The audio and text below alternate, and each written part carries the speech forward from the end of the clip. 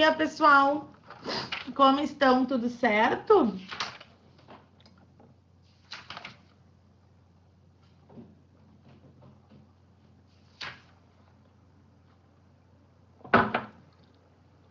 Gente, bom, seguinte. Primeira questão do dia.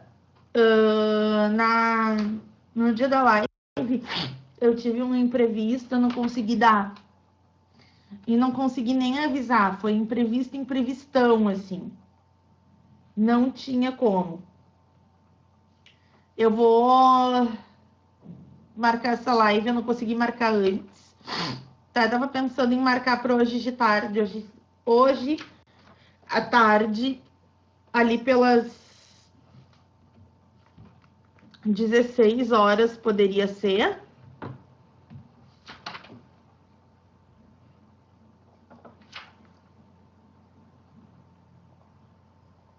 Então, fica para hoje, às 16 horas, ok? Outra questão. Eu fiz um teste e eu gravei uma videoaula com um recurso onde eu consigo manipular os slides. Os slides ficam abertos ali e a minha carinha fica no cantinho, assim, que nem tá para vocês. É um link de gravação e eu queria fazer um teste, só que ele é pesado. Ele só abriria no Google Drive. Todo mundo tem acesso a abrir link no Google Drive.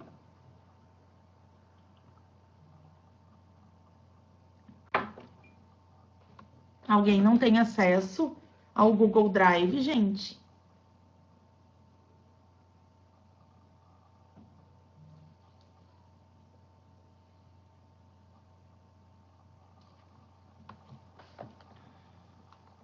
Tá. Então,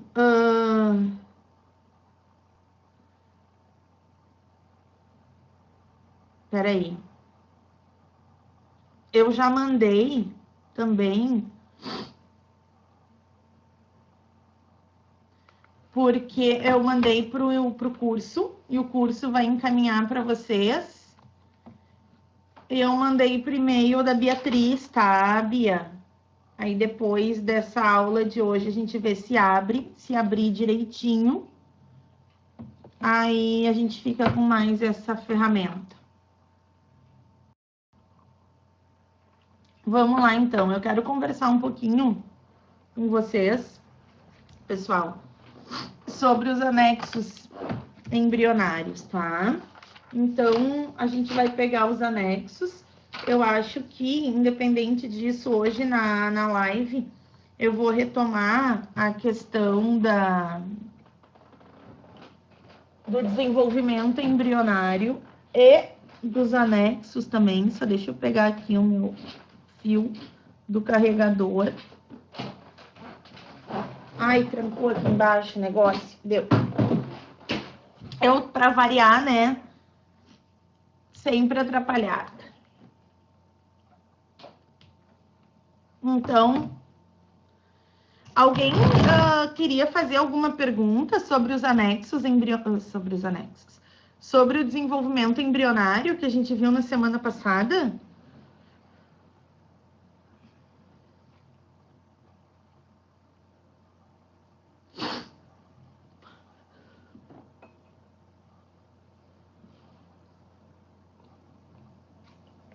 Ninguém?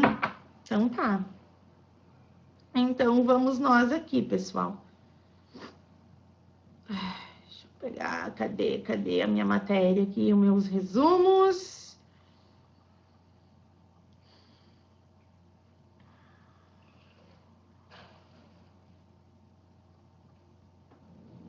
Então vamos lá.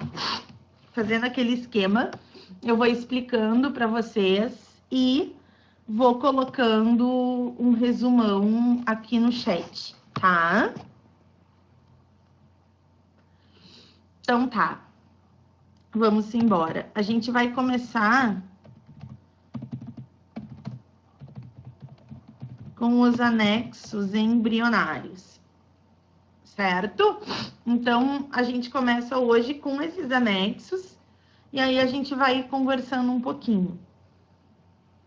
O primeiro anexo que eu quero trabalhar com vocês, ele vai se chamar... Então, eu vou botar aqui, ó, anexo 1, e aí a gente vai chamar esse anexo 1 de vesícula vitelínica ou saco vitelino. Esse vai ser o nosso primeiro anexo, ok? Então, pessoal, o que são anexos embrionários, para começar, né? Porque aqui um pouquinho tô eu aqui falando de anexos embrionários e a pessoa não sabe o que é um anexo embrionário. Pode acontecer. Então, quando a gente fala de anexo embrionário, ele é uma estrutura que vem anexada ao embrião e que garante a manutenção e o desenvolvimento desse embrião até o nascimento. Então, a gente vai começar a estudar quem são esses anexos e quem tem esses anexos, ok? Então, eu vou começar com vocês agora.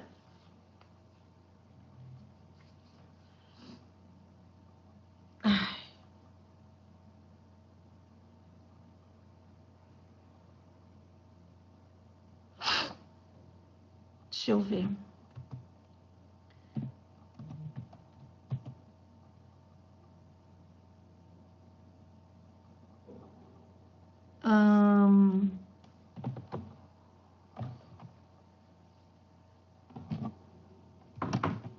Como é que eu vou botar isso aqui, gente? Só um pouquinho.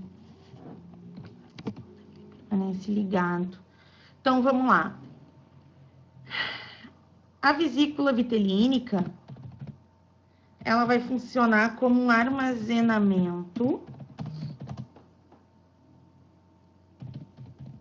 de vitelo, tá? Então, isso, na verdade, vai ser uma reserva nutritiva. É ele que vai vir nutrindo o embrião, tá? E isso, na verdade, ele permanece ligado ao intestino do embrião ali. Por quê? Porque no intestino onde ocorre a absorção de nutrientes.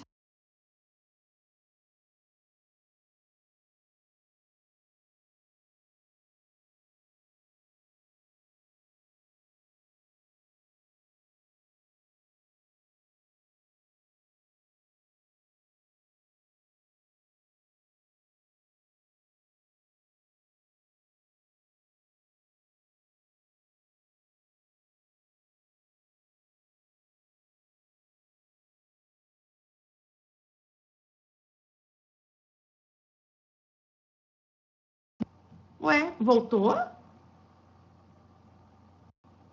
Que estranho, não estão me ouvindo?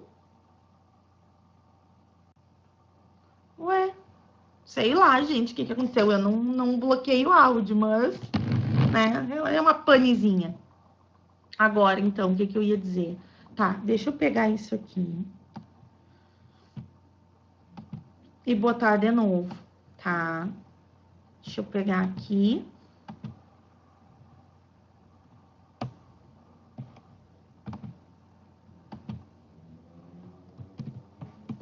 Então, a gente viu ali, né, a membrana vitelínica, ou o saco vitelínico. E aí eu falei para vocês que essa membrana vitelínica, ou o saco vitelínico, ele vai armazenar o vitelo, que é a reserva nutritiva, certo? E aí, o que eu estava falando, eu não sei se vocês ouviram, mas eu vou repetir. Isso vai permanecer fixado ao intestino do embrião. Porque no intestino do embrião é onde ocorre a absorção de nutrientes. Então, como o vitelo é uma reserva nutritiva, ele vai ficar ligado ali ao intestino do embriãozinho, para que esse embrião absorva esses nutrientes e vá se alimentando. Só que, o que vai acontecer? A gente tem que entender o seguinte, que o vitelo é reserva de alimento, reserva nutritiva, ok? Então, conforme o embrião se desenvolve, né? Conforme ele vai se desenvolvendo, a gente vai ter a questão de que, conforme isso vai acontecendo, o vitelo vai se acabando, porque ele está consumindo aquilo ali. Isso significa que o saco vitelínico, que alguns autores podem chamar de saco vitelino, é a mesma coisa, que o saco vitelínico, ele vai reduzindo. Ok?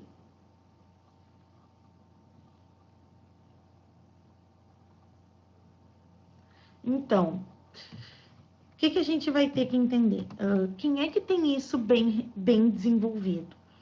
Gente, quem tem um saco vitelínico bem desenvolvido é quem vai ficar muito tempo sendo nutrido por vitelo. Então, um exemplo legal disso aqui são aves e répteis, justamente naqueles que possuem o ovo megalécito, que é o ovo rico em vitelo. Por quê? Porque eles ficam megalécito, porque eles ficam o tempo inteiro dentro de um ovo. Então, eles têm que ter muito vitelo.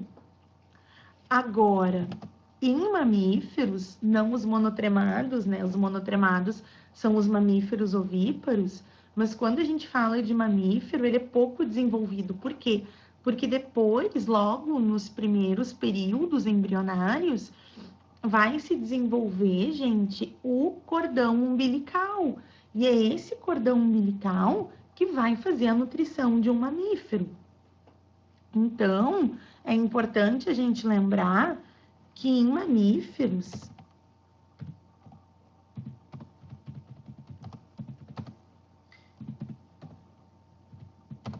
ele é pouco desenvolvido.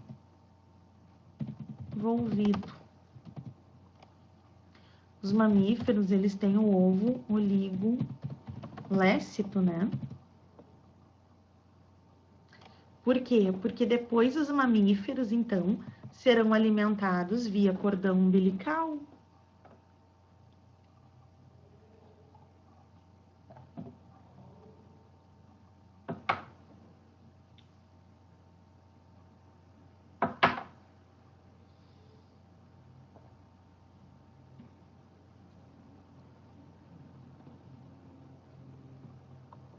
Ok?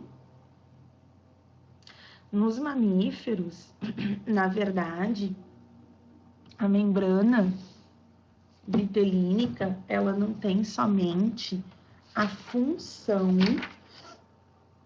de nutrição. Peraí que eu quero ver se eu acho uma imagem para vocês aqui. Só um pouquinho, gente. Eu tinha separado isso aqui daí, fechei o livro.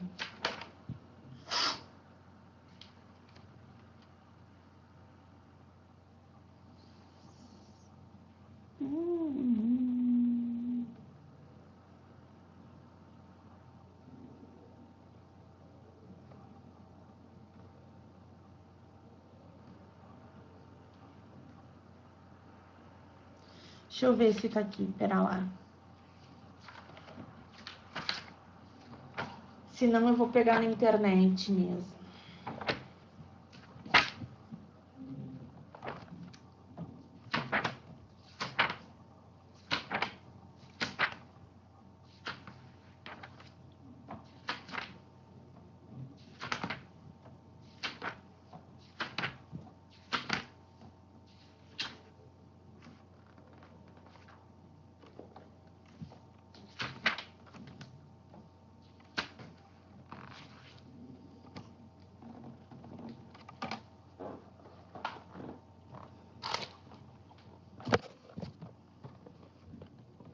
Olha só, aqui, deixa eu pegar aqui, a minha luz não tá ajudando, né?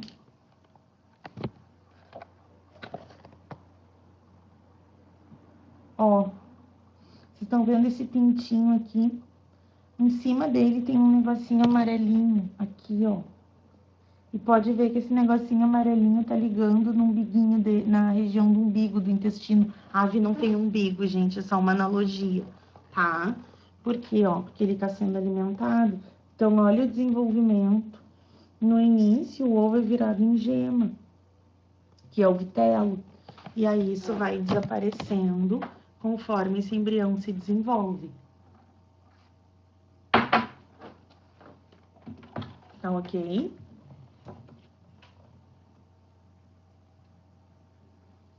Então, tá. Vamos lá. Vou pro próximo. Alguma dúvida até aí?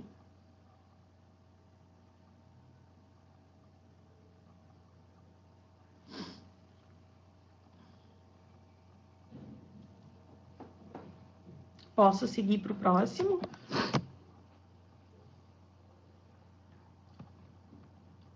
Tá. Ah, tá. Então, vamos lá. O próximo anexo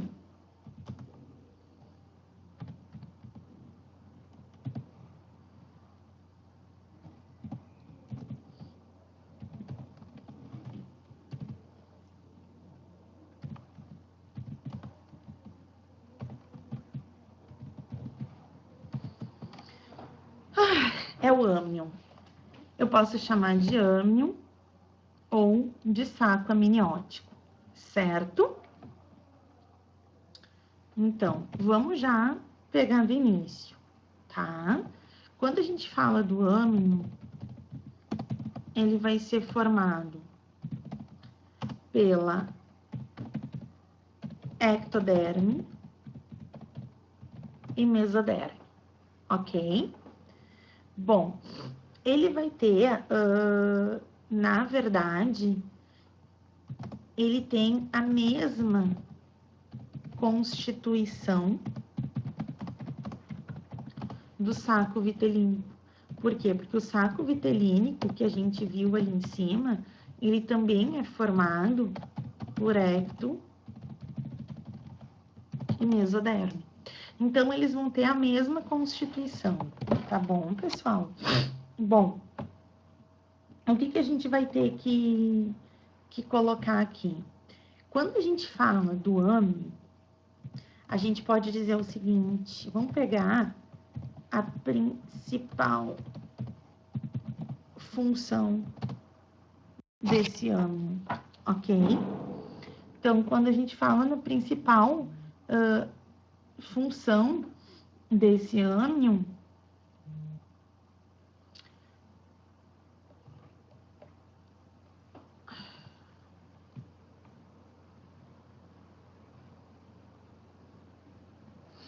olha só, deixa eu fazer uma pausa. Quando eu tô escrevendo no chat para vocês, tá? Eu botei ali, ó, a mesma constituição do saco vitelínico, ecto e mesoderme. Aí agora eu vou mandar a principal função. Entre isso, a última coisa que eu escrevi ali, mesma constituição do saco vitelínico e a principal função, aparecem uns recados assim, alguém viu sua câmera, ou vai direto? Que para mim fica trispassado, eu não sei se para vocês fica também.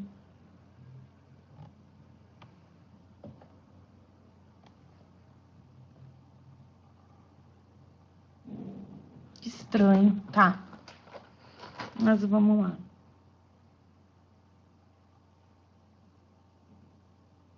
Ah, entendi. Daí vai direto.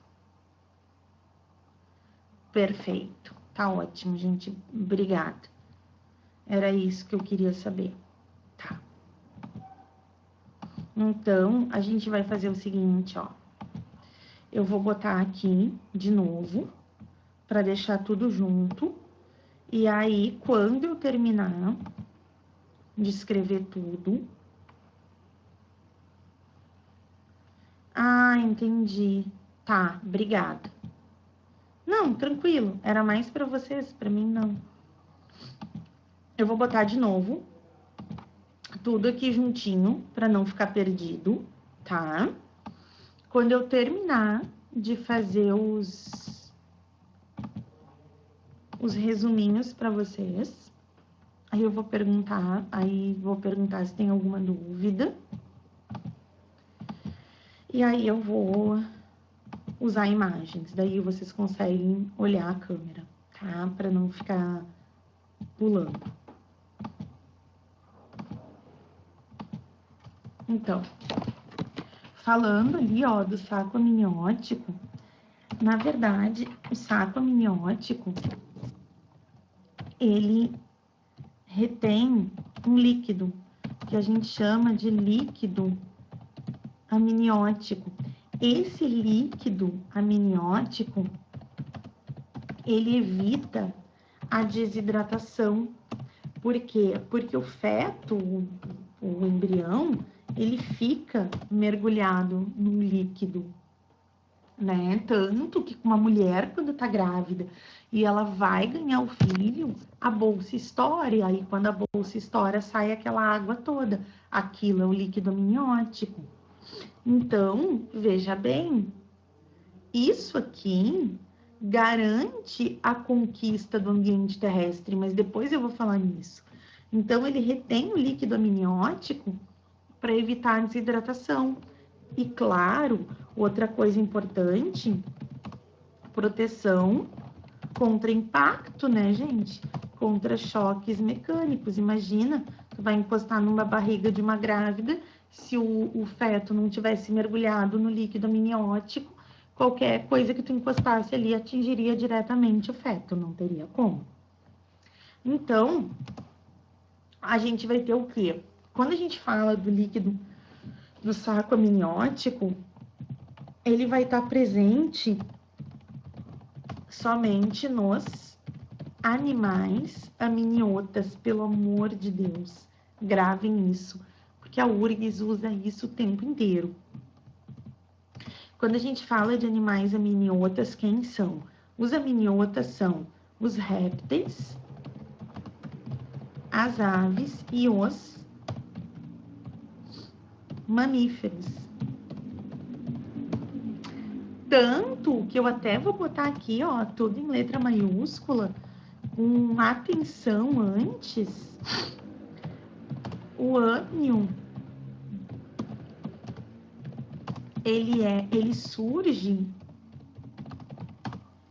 em répteis e garante a conquista do ambiente terrestre.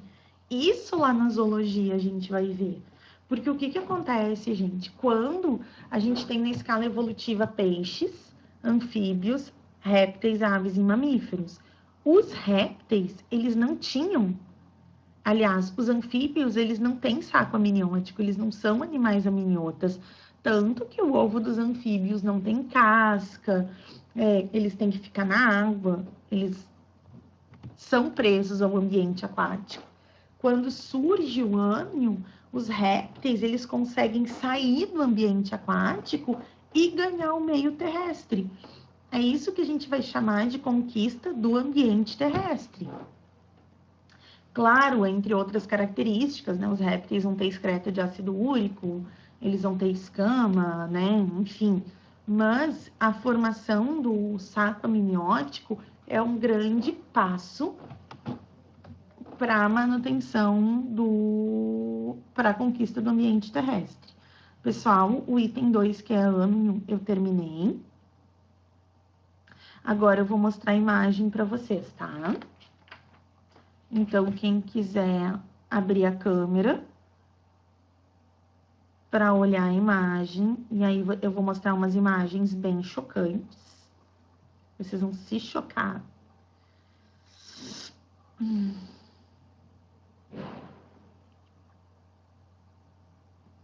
Então, vamos lá para a câmera.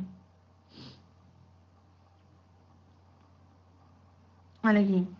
Ah, essa primeira imagem não é chocante, obviamente. Ó, aqui a gente tem um fetozinho Vocês estão vendo que ele está dentro de uma bolsa transparente, né? Isso aqui é o líquido amniótico. Então, observa, se a gente tocar nessa bolsa, a gente não atinge diretamente o feto. É a proteção mecânica. E aí, ele tá hidratadinho. Certo? Então, a partir do momento que ele... Olha aqui, deixa eu mostrar aqui pra vocês.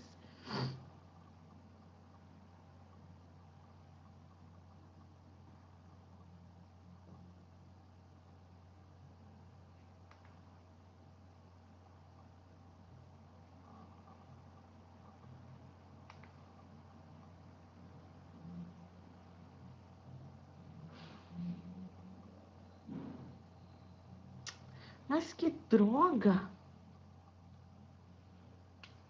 Cadê o bagulho? Sumiu. Aqui. Ó. Vocês estão conseguindo enxergar, pessoal? Deixa eu virar. Eu acho que a luz tá muito ruim.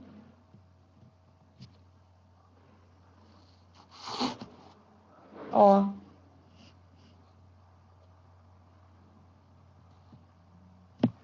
Ok. Pessoal, vocês viram que aquele feto tá mergulhado em água, né? E aí, vocês nunca pararam para se perguntar como é que ele respira dentro do útero da mãe se ele tá mergulhado em água? Vocês já pararam para perceber que a primeira vez que um humano ou qualquer outro mamífero, a primeira vez que ele respira, que ele faz isso aqui, ó, é quando ele sai de dentro da mãe dele? Enquanto um bebê está dentro da mãe, ele não ventila, gente, ele não faz isso aqui, ó.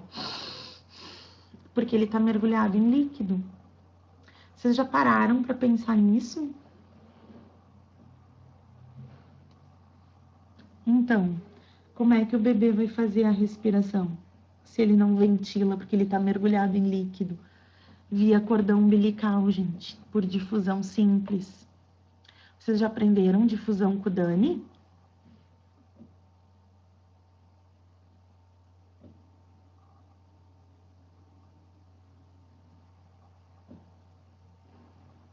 Então, vai ser por difusão simples. Gente, vocês já ouviram falar em parto empelicado? Olha só, eu vou mostrar, vou escrever aqui para vocês, tá? Parto empelicado.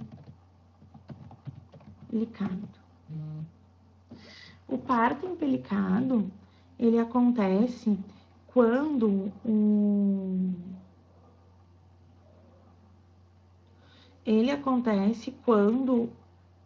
o feto nasce dentro do saco amniótico.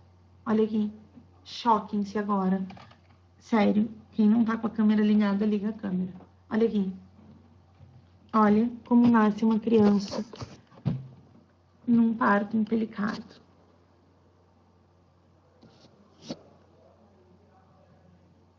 Viram?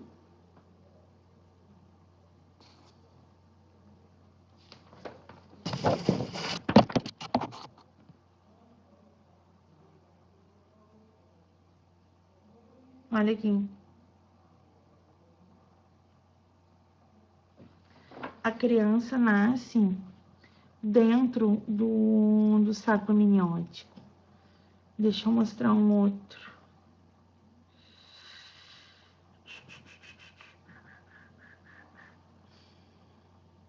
Aqui, esse é ótimo.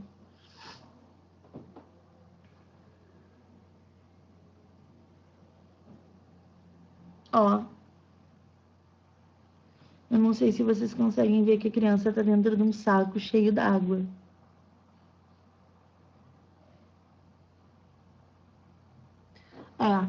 Esse tipo de parto, ele acontece quando o líquido, a bolsa amniótica, ela não estoura, tá? Na verdade, se a mulher for ter um parto normal e a bolsa amniótica não estourar, os próprios médicos estouram, eles introduzem os 2 dedos assim no canal vaginal da mãe e introduzem girando os dedos. Só que se a mãe for soro positiva para AIDS, aí tem que deixar o neném nascer assim. Vocês já devem ter escutado que quando uma mulher é soro positiva para AIDS, ela tem um parto diferenciado. Esse parto diferenciado é um parto empelicado, justamente para não estourar a bolsa, para que a criança não tenha contato com os fluidos da mãe, contato direto. Eu vou mostrar outra imagem para vocês. Olha aqui. A criança está dentro de um saco.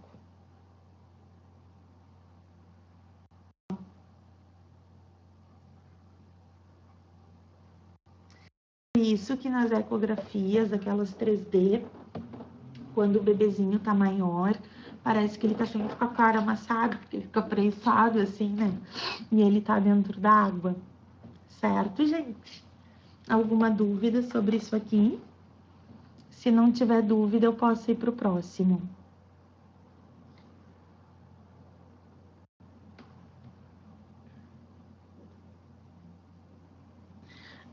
Perguntaram aqui, não sei se vocês viram a pergunta, sobre aqueles partos que algumas mulheres fazem em banheira, piscina, é apenas para o bebê se sentir protegido quando nasce ou tem outra função? Ele é considerado um parto menos traumático para a criança. Foi até bom tu perguntar isso, porque às vezes tem gente que diz assim, nossa, como é que pode, né? A criança nasce e ela nasce na água e nem se afoga, ela não aspira a água. Gente, ela nunca aspirou, ela nunca fez um movimento de ventilação. Então, ela vai sair da água e continuar na água. Só que, óbvio, né? Depois que nasce, tipo, depois que tem o parto, ela vai continuar respirando pelo cordão umbilical. E esse cordão umbilical, ele tem que ser cortado, porque a criança começa a entrar em agonia, tá? E aí, a partir do momento que ele é cortado, a criança vai começar a ventilar. E, na verdade, é instintivo. Quando essa criança é colocada no ar, automaticamente ela inspira pelo susto e aí já começa a chorar. Geralmente ela chora. Certo? Tranquilo. E outra coisa, né, gente? Quando um fetinho tá ali dentro dessa bolsa cheia de líquido, ele faz xixi ali dentro, tá? Porque xixizinho ele vai fazer normal. E ele engole o próprio líquido, ele bebe aquilo quando ele tá dentro da mãe.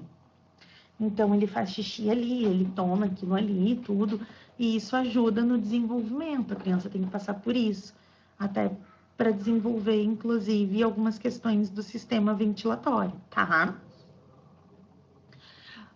Por que dizem que é muito perigoso a criança passar do tempo de nascer? Quando a criança está no final da gestação, quando uma mulher está no final da gestação, o feto dela, ele está coberto por uma camada de células, tá? Que estão protegendo a pele dele. Quando tá perto dele nascer, ele começa a descamar. E aí esses tecidos vão saindo.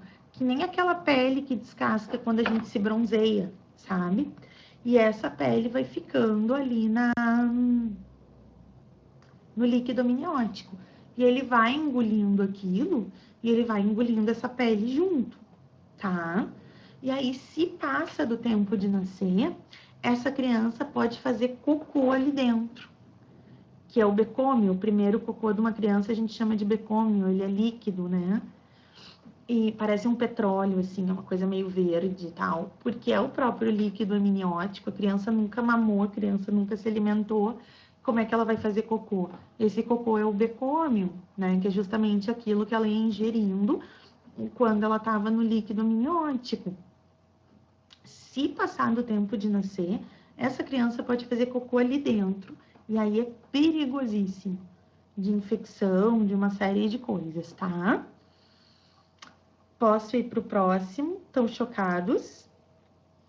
Vocês não sabiam que o bebê faz xixi ali e bebe? Que todos nós já fizemos isso?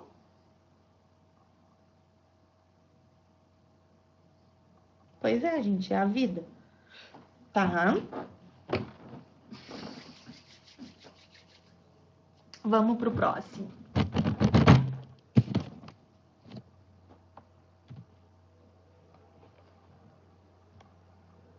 Sim, todo mundo. Mas vamos combinar, né, gente? Ai, xixi de bebê recém-nascido é o quê, né? Tipo, gente, olha, meu Deus, eu vou dizer pra vocês assim, ó. Quem já conviveu, de conviver mesmo, assim, conviver com uma criança recém-nascida, eu digo todo mundo que quer ter filho deveria fazer esse estágio para pensar bem se quer ter mesmo, porque olha, não é brincar de boneca. O Pedro fez 1 mês agora, gente, e a minha irmã é minha vizinha. Então, nesse período de quarentena, quando eu não tô dando aula ou preparando aula, eu tô lá na minha irmã ajudando ela. Tem dias que eu vou para lá, quando eu não dou aula, eu vou para lá de manhã e volto de noite, né? Tô com a minha irmã o tempo inteiro, assim. A gente é muito amiga e além de tudo, eu sou dinda dos 2 meninos, então eu ajudo bastante. Aí ontem eu tava lá na minha irmã e o Pedro dormindo, né? E aqui um pouquinho o Pedro acordou, daí ele veio pro meu colo, começou com cólica, dorzinha de barriga. Aí tá, fiz massagenzinha, acalmei ele e tal, ele ficou quietinho. Aqui um pouquinho ele começou a chorar de fome. Daí minha irmã foi dar o peito, né? Foi dar mamar pra ele. E a minha irmã tem muito leite, muito, assim, ó, é surreal. E o guri mama, mama, mama, mama. Se não tirar ele do peito, ele mama até vomitar. Falando sério, é uma coisa absurda, assim. A criança é muito esfomeada, eu nunca vi um negócio desse. E aí ele mamou, mamou, mamou. Aí tá, tem que segurar em pezinho pra ele arrotar, né? Tu não pode deitar um bebê antes dele arrotar, é perigoso, porque ele não tem a válvula do estômago fechada, ele pode morrer asfixiado, né, gente? Porque o leite pode travar na garganta. Então tá, daí ele mamou, aí esperamos arrotar, meia hora depois o guri arrota, né? Daí a minha irmã disse, eu vou preparar o banho dele. Ligamos o ar do quartinho dele, pro quartinho dele ficar quentinho. Minha irmã começou a preparar o banho na banheira, a gente deitou ele no trocador, tiramos a roupinha, aí ele ficou só de blusinha e fraldinha, né? E aí a gente ia botar ele no banho. Daí ele deu uma chorada, porque a gente já conhece o choro de dor de barriga, ele fica vermelho e faz força, né? E o choro de fome, ele dá uma tossidinha. E aí ele ficou vermelho, assim, e aí a minha irmã disse, tá com dor de barriga. Gente do céu. Aí essa criança fez cocô, tá? E cocô de bebê de 1 mês, ele é líquido, ele não é sólido. Gente, eu nunca vi nada igual. Essa criança fez tanto cocô, ele usa aquelas fraldas da Pampers para cocô líquido de recém-nascido. A fralda não deu conta de absorver. É sério. Começou a escorrer pelas pernas da criança, pingar pelos pés, e a criança chorando. E os cocô escorrendo assim pelas pernas, pingando pelos pés. E aí eu disse pra minha irmã, me dá ele aqui, vai pegar lencinho. Aí eu segurei ele assim, né? E a criança berrando muito, e aquele monte de cocô escorrendo, pingando no chão, pingando na minha roupa. E aí vem a minha irmã correndo com os lencinhos, a gente começa a secar, deitamos ele no trocador. Gente, quando a gente tirou a fralda do filme de terror, assim, daí limpamos ele todo e tal, botamos no banho, lavamos a criança bem. Sim! Não, quando eles não começam, quando eles não ficam maiorzinhos, fazem cocô, enfiam a mão dentro da fralda, que eles fazem isso também, tá? E depois passam na cabeça, eles fazem. Não é fácil.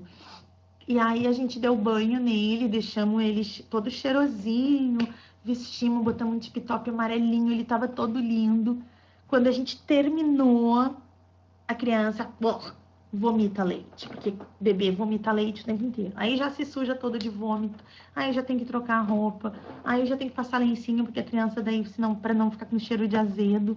Ah, é uma coisa. Mas a minha amiga, gente, que tem uma criança de 9 meses e tal, uma menina, 9, 10 meses, a criança brincando no tapetinho de atividade, e a minha amiga foi na cozinha, e de repente a criança ficou muito quieta, a criança com 10 meses. Tava calor, bem calor, e aí a criança tava de blusinha e fralda. Isso aí, Nicole. Eles espalham cocô por tudo. E aí a minha amiga achou a criança muito quieta, a criança tinha feito um monte de cocô, enfiou as mãos dentro da fralda, sujou as mãos, passou as mãos no sofá, na cabeça, a sala tava toda imunda de cocô. Minha amiga disse que só queria chorar, porque daí tu não sabe o que tu faz, né? Daí pegou e deu banho na criança, depois ela tava sozinha em casa, ela tinha que limpar a sala e a criança não parava quieta. Ai, assim, ó, não é fácil. Por isso que eu digo, tem que pensar bem, porque é um... Às vezes a minha irmã, quando eu chego lá, ela só diz assim pra mim, ai, graças a Deus que tu chegou, porque eu tô imunda, eu preciso tomar banho. Juro pra vocês.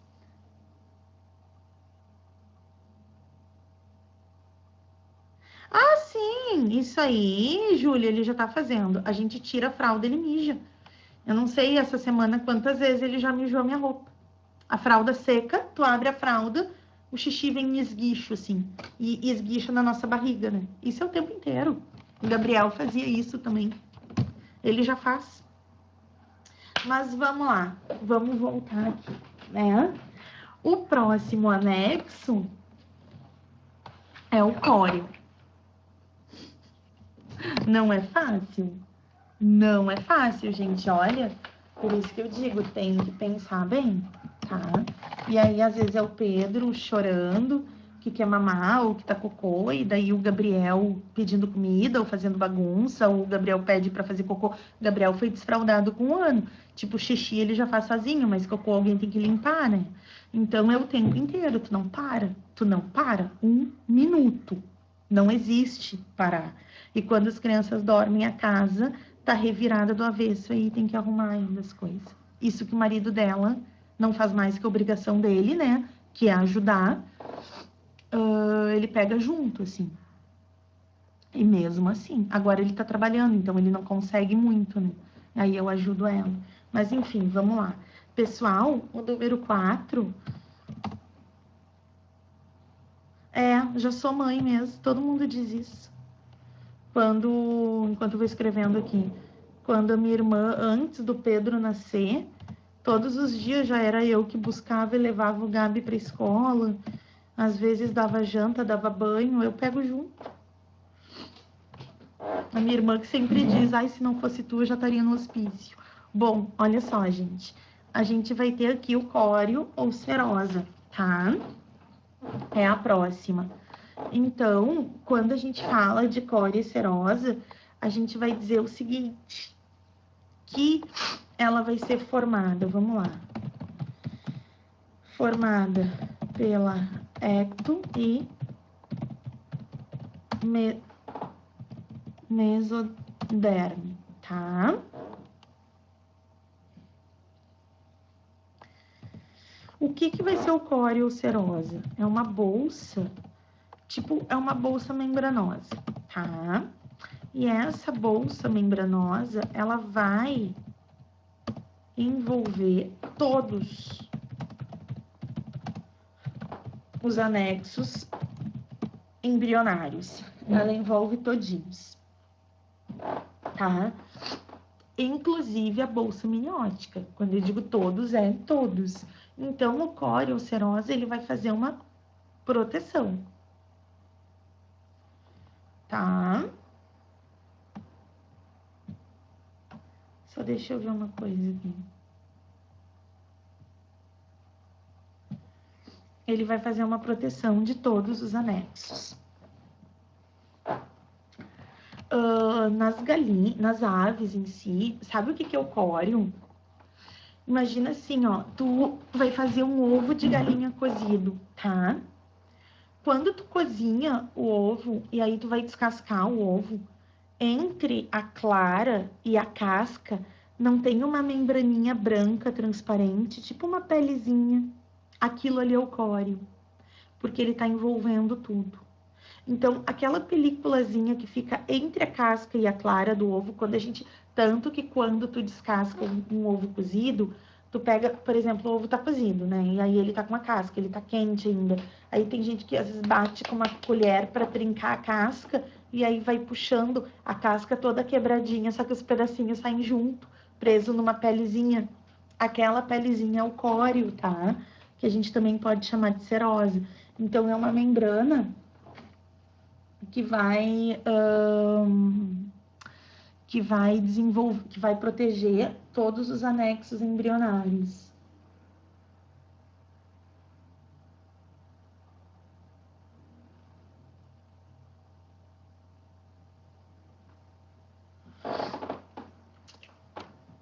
Beleza? Vamos pro 5. Córeo é só isso, tá? E aí a gente vai pro item 5. Então, no item 5, o nosso próximo anexo, ele vai se chamar alantoide.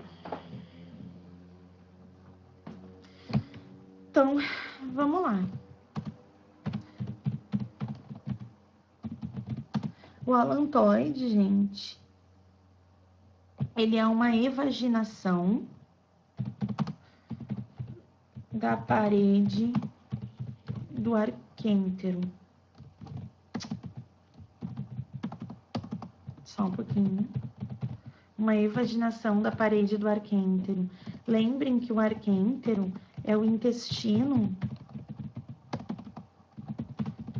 primitivo que vai ser formado na gástrula. O que é uma evaginação? Uma dobra para fora. Uma invaginação dobra para dentro. Evaginação dobra para fora, tá? Bom, ele vai ser formado por endoderme mais mesoderme, ok?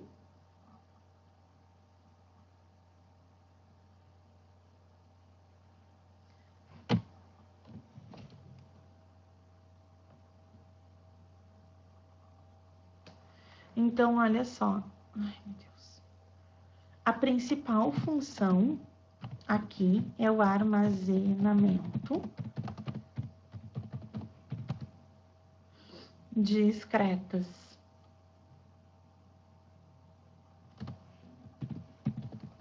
Principalmente, já vou explicar. Ácido úrico.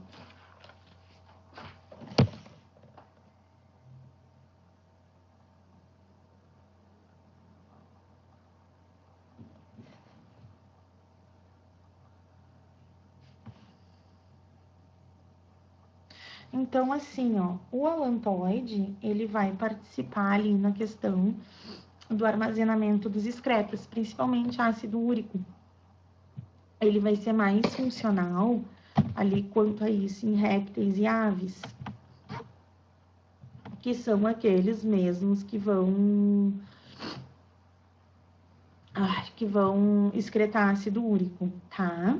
Só que é o seguinte, a gente tem uma outra questão, pessoal, que é importante a gente ressaltar, que é o seguinte, nos mamíferos,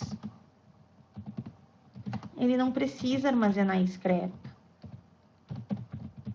Por quê? Porque os mamíferos vão ter um cordão umbilical, né? E aí esse excreta vai cair no sangue da mãe e vai ser filtrado junto, nos rins, tá? Então, os mamíferos, ele formará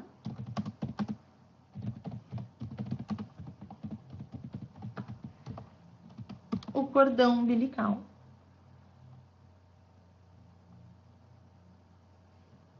E outra coisa, quando a gente tem o alantoide mais o córeo nos mamíferos, aí a gente vai ter a formação da placenta. Ok? Fechou?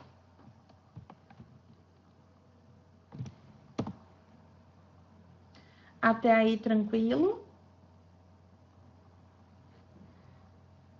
Gente, quando a gente fala nessa questão da formação da placenta, olha só, é bem importante sobre a placenta a gente saber o seguinte, ó. Vou botar aqui. Quando a gente fala na placenta, primeira coisa, todos os livros que vocês forem olhar, a placenta, ela vai estar como um anexo embrionário, tá? Mas ela não é um anexo embrionário. Então, quando a gente fala da placenta, ela é um anexo materno-fetal. E eu já vou explicar por quê. Então, primeiro, deixa eu escrever aqui.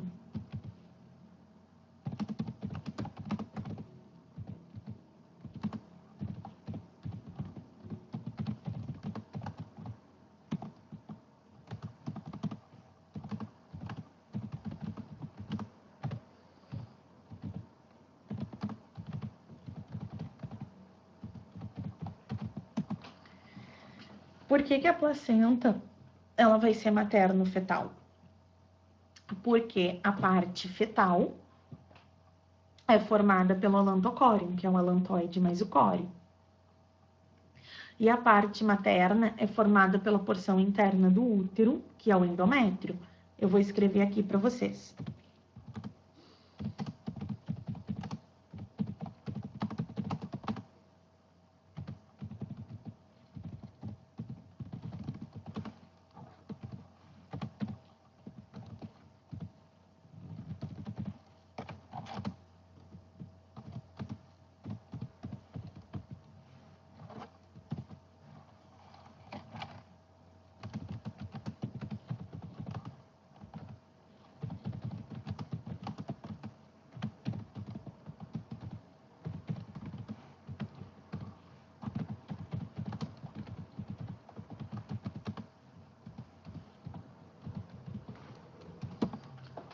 Tá aí, certo? Então, sobre a placenta, é isso que a gente tem. O que vai acontecer, né?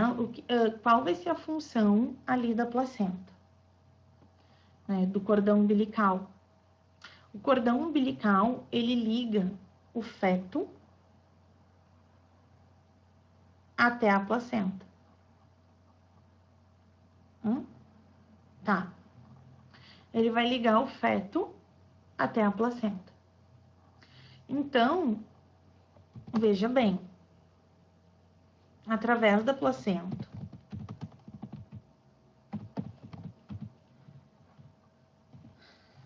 atenção,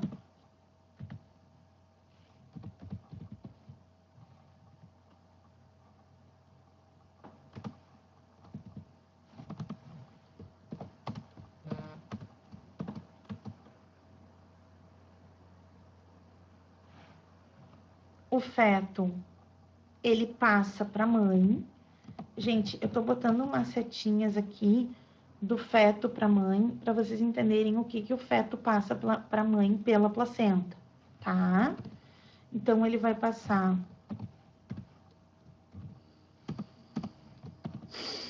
gás carbônico e excretas nitrogenados. E a mãe, o que ela passa para o feto pela placenta? Ela passa nutrientes e oxigênio.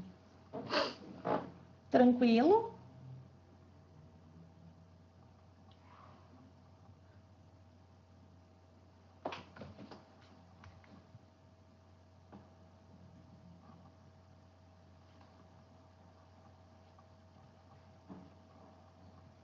Alguma dúvida?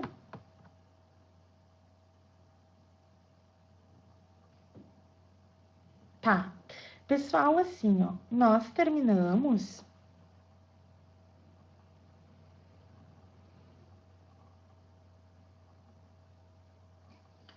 nós terminamos a parte de anexo embrionário, tá?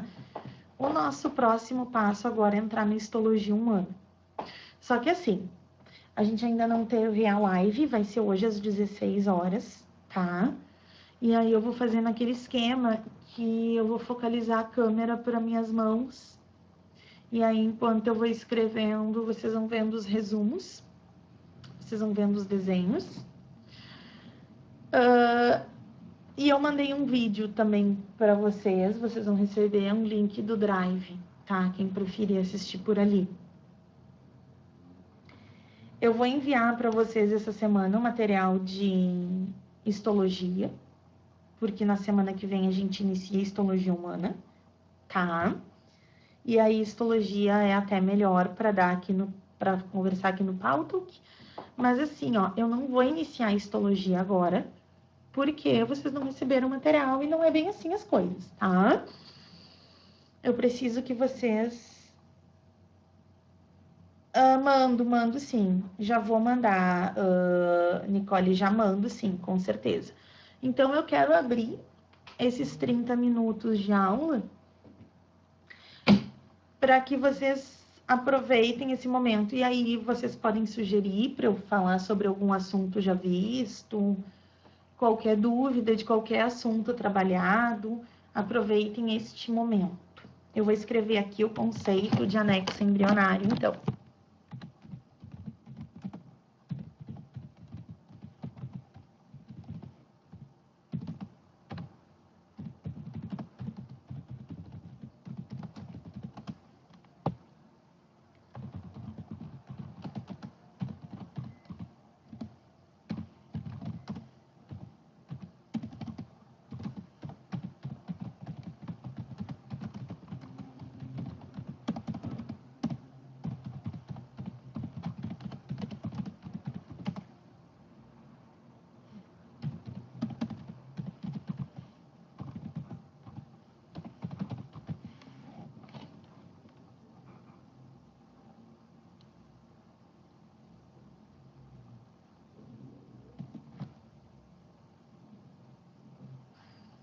A de gêmeos não tá lá no material, né? Eu vou mandar uns slides para vocês.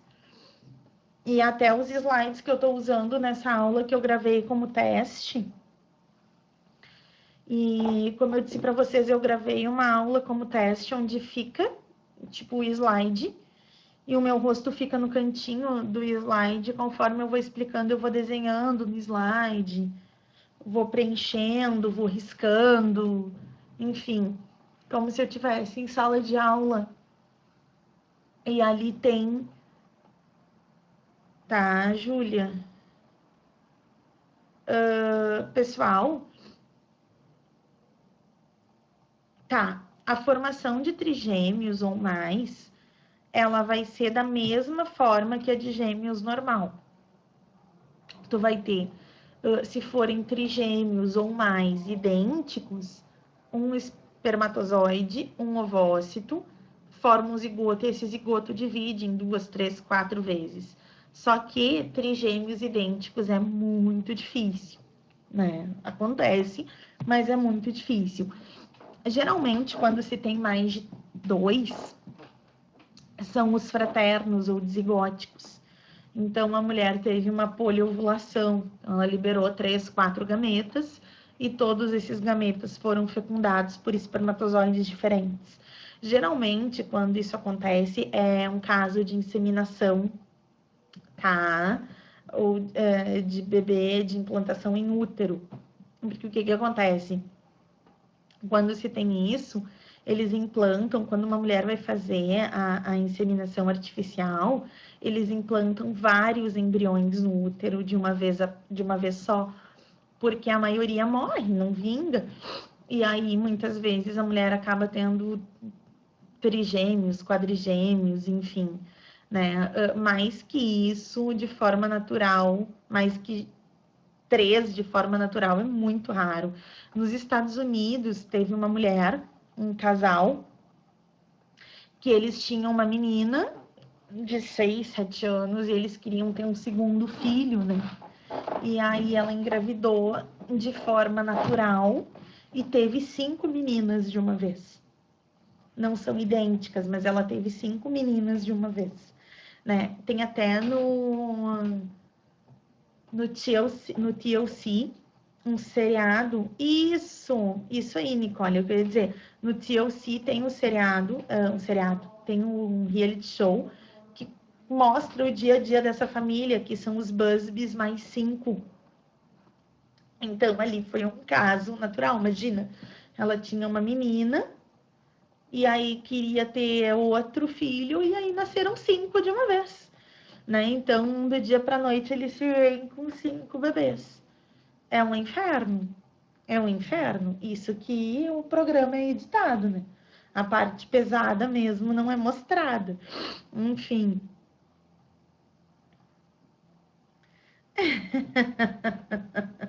É, 5, Deus me livre. E haja dinheiro, né? Inclusive, eles fizeram esse programa na televisão justamente para ter dinheiro para poder criar as meninas. Porque imagina, só em fralda já vai uma fortuna.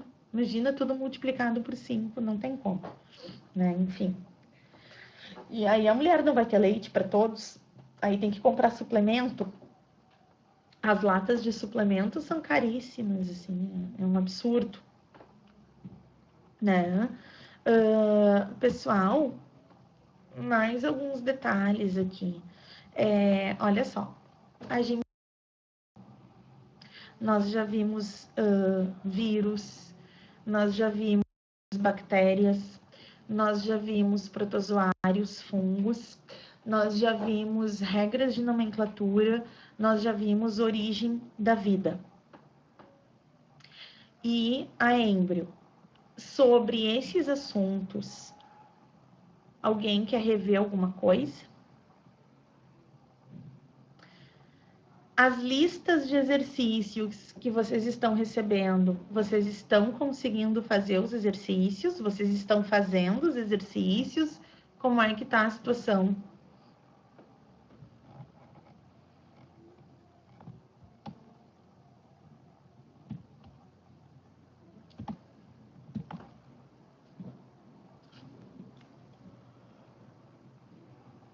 Vocês não estão fazendo os exercícios? Tá todo mundo quieto. Tá, olha só, peraí.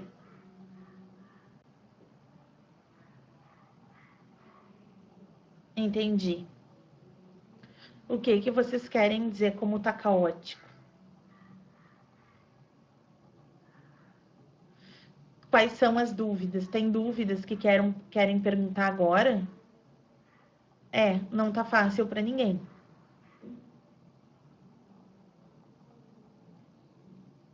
Isso, perfeito. Tá ótimo. As dúvidas não... Ótimo, perfeito. Uhum. Até assim, ó, lá no Insta, quando vocês forem enviar as dúvidas, eu vou pedir que vocês enderecem ao professor que dá a matéria para vocês, tá? Então, se for dúvida da minha matéria, eu vou pedir que vocês escrevam assim para a Renata. Se for dúvida da matéria do Dani, que vocês escrevam para o Dani, porque cada professor responde da sua matéria, tá? Para não ter rolo, porque tem outros profs, e aí às vezes a gente acha que é pra gente, a gente responde e não é, tá? Então, quando vocês forem perguntar dúvidas, vocês enderecem ao professor que dá a matéria para vocês, tá? Para não dar esse tipo de problema que já aconteceu, de outros profs responderem a minha matéria, eu responder a matéria de outros profs, e aí a gente fica lá depois conversando entre a gente, pá, foi mal, não sei o quê, que não tem como, né? A gente se atrapalha. Então, para evitar que outros profs façam isso, que eu faça isso com outros profs, eu vou pedir que vocês já enderecem, né, ao nome do professor que dá a matéria, cada professor responde pela sua. Então, para eu não responder nada do Dani, para o Dani não responder nada de mim, ou para que a gente não responda da Bruna e a Bruna não responda da gente, vocês enderecem ao nome do professor, Aí fica mais fácil para gente, até porque o professor que dá a matéria é ele que tem que saber quais são as dúvidas da matéria que ele está dando, né? Para ele poder trabalhar melhor. E aí, sem isso, a gente não tem como se organizar.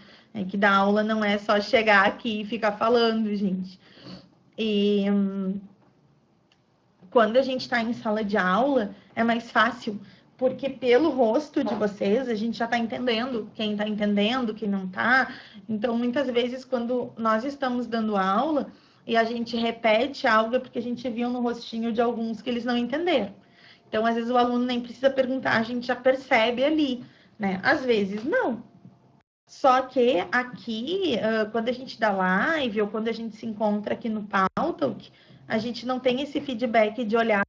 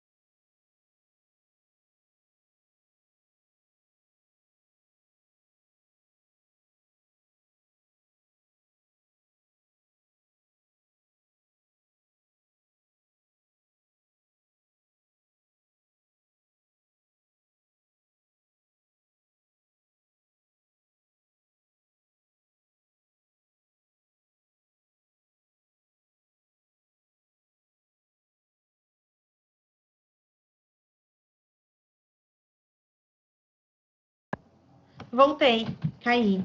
Então, né, só para facilitar para gente, se não for pedir demais para vocês fazerem isso, tá, gente? Vamos aproveitar, eu não vou entrar em matéria nova agora, porque vocês não receberam material. Pessoal, olha só, deixa eu... Vocês falaram ali, ai, tá caótico, a gente tá matando uma guerra... Ah, Sora, fiquei em dúvida na última lista, questão 4, sobre os táxons. Qual é o número da última lista? É a 4, 5? Deixa eu ver aqui, pera lá. Tu tem a questão aí? Lista 4. Deixa eu ver se eu tenho ela aqui.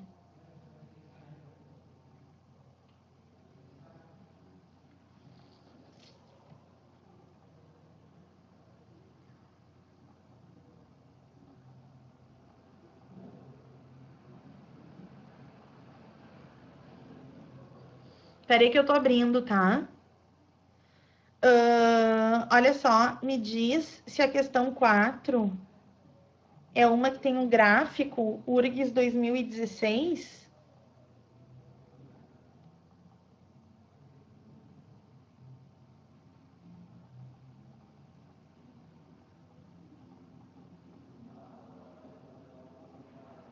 Hã? 71?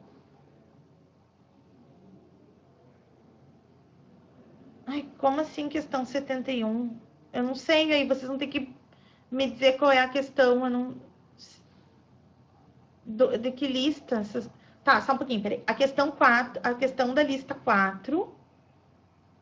Na última questão da lista 4, sobre táxons. Ah, essa lista é a que eu enviei para vocês. É isso? Ou é a lista do objetivo?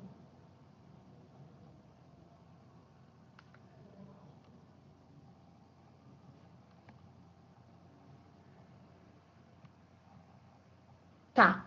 A lista do objetivo. É a lista 4 do objetivo. É isso?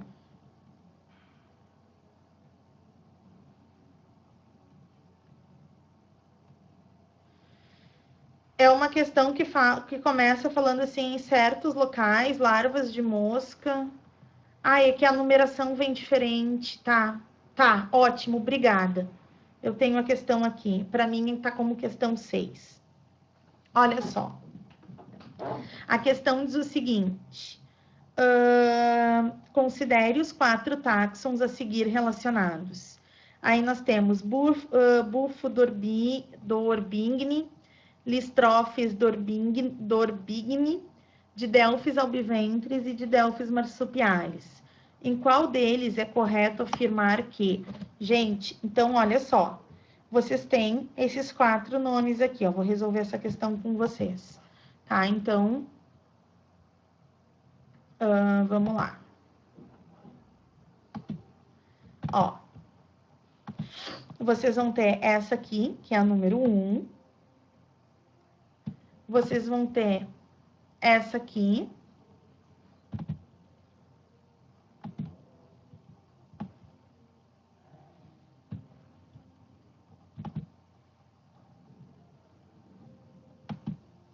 Só um pouquinho.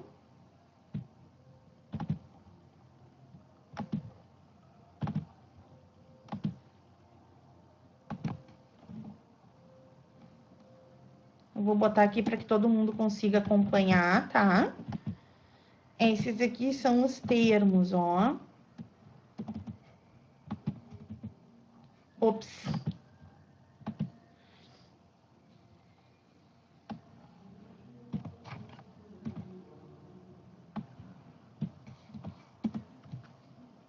Então, nós temos Burfo dorbigni, Listrophes, Didelphis albiventris e marsupialis, tá? Ali no item 3 ficou tudo junto. E aí, depois ele vem perguntando assim... em relação a eles, o que é correto afirmar? Aí a gente vai ter isso aqui, ó. Letra A. Todos pertencem à mesma espécie. Não, né, gente? São 4 termos diferentes. Bufo dorbigni é uma espécie. Listrophes dorbigni é outra espécie, Didelphis albiventris é outra espécie, e Didelphis marsupialis, outra espécie. Aí fala na letra B o seguinte. A letra B diz assim, há entre os 4 táxons apenas 2 espécies diferentes. Tá errado. Por quê? Porque nós temos ali, gente, as espécies Bufo dorbigni, 1. Listrophes dorbigni, 2. Didelphis albiventri, 3. Didelphis marsupialis, 4. Então, a gente não tem 2 espécies diferentes. A gente tem 4 espécies diferentes. Aí vai ter a letra C. A letra C diz que 1 e 2 são de gêneros diferentes, mas da mesma espécie. Gente, bufo é um gênero, Listrophes é outro, mas eles são espécies diferentes. Por quê? Porque a espécie 1 é a espécie Bufo dorbigni. A espécie 2 é a espécie Listrophes dorbigni. Lembrem que a segunda palavra não é a espécie.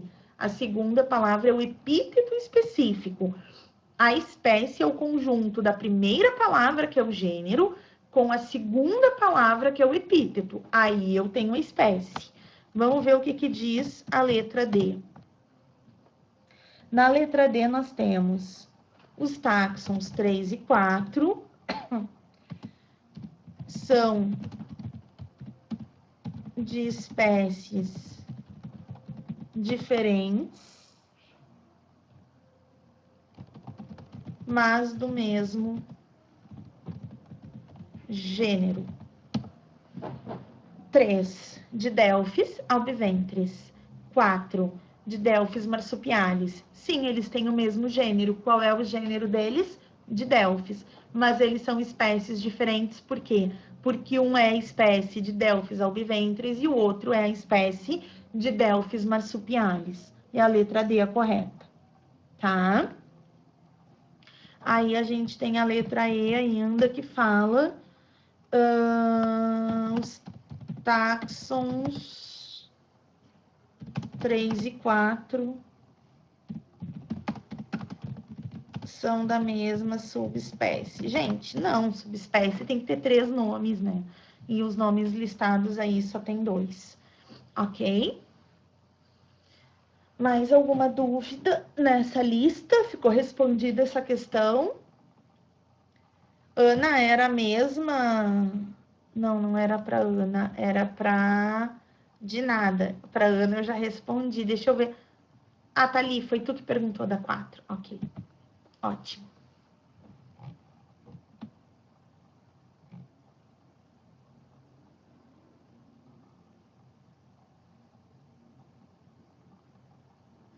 Mais alguma dúvida, meus amores?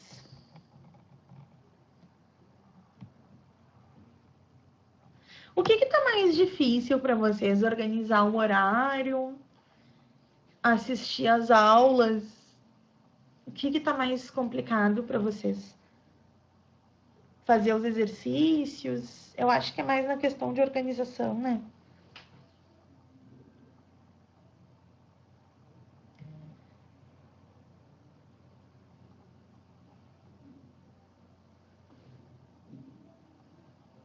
Olha só, o que eu aconselho vocês, tá?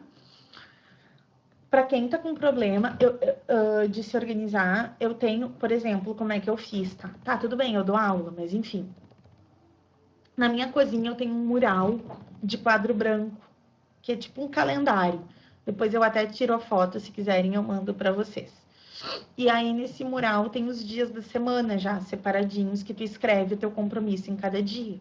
Então vocês façam o horário. Olha, primeiro com o horário de aula. Então, no horário de aula de vocês, vocês têm encontro aqui no Pautalk, e aí tu sabe que naquele dia tu tem encontro no Pautalk. Quando o professor manda uma videoaula ou marca uma live, e aí vocês querem assistir aquilo, escreve ali no teu calendário, faz um mural. Se tu não tem um mural, cria o teu mural, entendeu? Ou, né, algo que tu visualize todo dia. Então, põe um mural no teu quarto, né, cria um mural e vai colocando, bom, toda quinta-feira eu tenho aula disso, disso, disso, toda sexta eu tenho aula disso, disso, disso, lá no Pautalk. E aí tu vai marcando as atividades que tu tem de tarde, se é live, se é lista, põe ali, fazer a lista e cumpre, porque na verdade, quando a gente está tendo aula à distância, o maior problema da maioria é se organizar na questão de horário, gente. Então, tente, de repente, organizar isso num mural. E aí tu tem que ver isso como um compromisso. Assim como antes dessa pandemia maldita, tu levantava todo dia para ir para o curso, tu continua levantando todo dia para assistir a aula, tu continua tendo teu horário de estudo, né? E aí tu vai entrando nessa rotina. Logo, logo, eu acho que a gente tá voltando, né? Enfim, certo, pessoal? Mais alguma dúvida? Senão eu vou encerrar aqui, porque...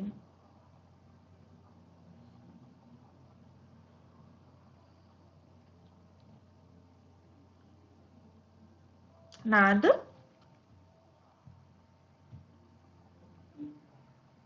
É. Olha só, eu vou depois mandar, eu vou tirar uma foto do meu mural e aí eu vou mandar para vocês. Vou mandar no grupo lá do WhatsApp e as meninas encaminham para vocês verem como eu fiz. Mas tu pode fazer um mural até com uma cartolina. Põe lá os dias da semana e daí com uma taxinha tu faz papeizinhos e aí tu vai prendendo ali, né? Enfim, mas eu não gosto de agenda, eu gosto de um mural, porque eu sou uma pessoa que se eu tiver que abrir uma agenda todo dia e ter que olhar essa agenda, eu não vou olhar. Então, eu gosto de mural, porque toda vez que eu entro na minha cozinha, tem ali o meu mural. E aí eu já sei, né, o que eu tenho que fazer, eu já consigo planejar. Então, faz um muralzinho com os teus horários e aí tu renova esse mural, né? Tu deixa um horário fixo, que são os encontros no pauta, e aí tu vai alterando os horários extras ali, onde tu vai ter uma live, recebeu a lista do objetivo na quinta. Ah, mas eu vou me planejar para fazer essa lista na sexta. Aí tu põe lá no teu mural, sexta, fazer a lista. E aí tu faz, tu cumpre. E aí, conforme tu vai fazendo, tu vai riscando aquilo ali. Faz um mural semanal, pode ser até numa folha de ofício, né? Se tu não tem um mural, se tu tem um quadro ali que tu pode fixar, ou se tu tem um quadro branco, ok. Se tu não tem, faz numa folha de ofício, pendura ali, prega no teu quarto, na porta do teu quarto, sei lá, e conforme tu vai cumprindo esses objetivos, e tu vai ter que cumprir, tu vai riscando. Aí tu não esquece, porque a gente fica deixando para depois, para depois, para depois. Eu vou fazer um videozinho de como é que eu organizo o meu mural. E aí eu vou mandar para vocês. De repente vai ajudar, tá bom? Então tá, pessoal. Beijos e até às 4 da tarde. Já escreve no mural. Hoje tem live da Renata às 4 da tarde, tá? Então tá, gente. Beijos para vocês.